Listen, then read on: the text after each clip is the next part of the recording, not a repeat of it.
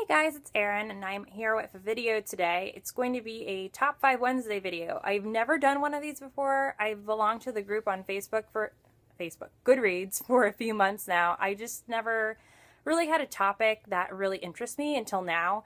And this topic is going to be books I meant to start yesterday. And this topic fits me to a T because I have so many books, I look at and I say, oh, I want to start that tomorrow.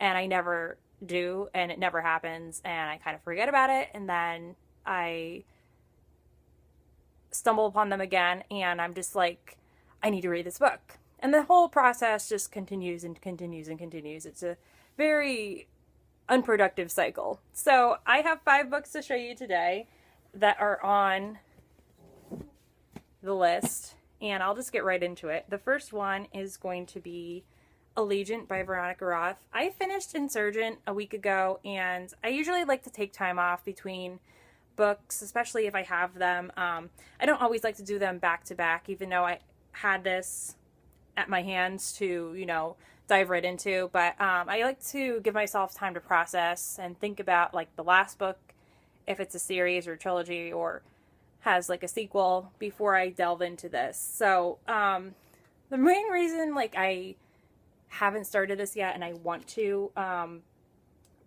what's keeping me from starting it is I was sort of spoiled for this. No specifics were given to me, but I have a huge hint now as to what happens in the book, and it just really annoyed me because I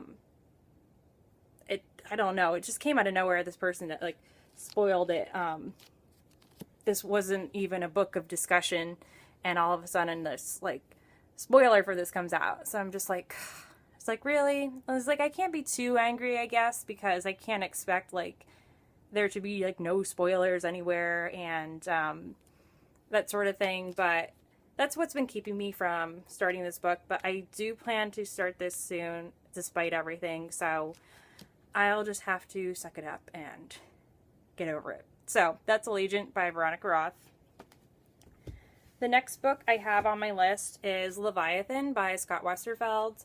I have been wanting to start this book for a long time as well. I don't have the other 2 in the series. They're at the library, but I did buy this one, and I really, really like the idea of it. I like this kind of steampunk feel it has to it.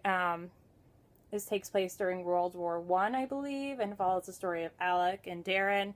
Alec is a prince, and Darren is a girl disguised as a guy in the British Air Service. So at some point their stories collide, and they're in the verge of this war going on. So this is, again, something I really wanted to start, and I just don't know why I haven't. And I don't really have a reason for that, but I will definitely be putting this at the top of my TBR, near the top. So that's Leviathan by Scott Westerfeld. The next book I have on my list is Gone Girl by Gillian Flynn. And I've wanted to start this as well. My friend just read this last month and she absolutely loved it. And she really said, you need to start this. And I'm planning to. It hasn't come to that yet. But I do find this book really interesting. I actually found this by chance at thrift store for $2.50, which is a really, really great price for this hardback, really nice edition of it. And this is a $25 book. So I was like, oh, this is perfect. She just told me I need to read this, and I was considering buying it, and it's always checked out of the library, so it's not an option. So that was a really great price.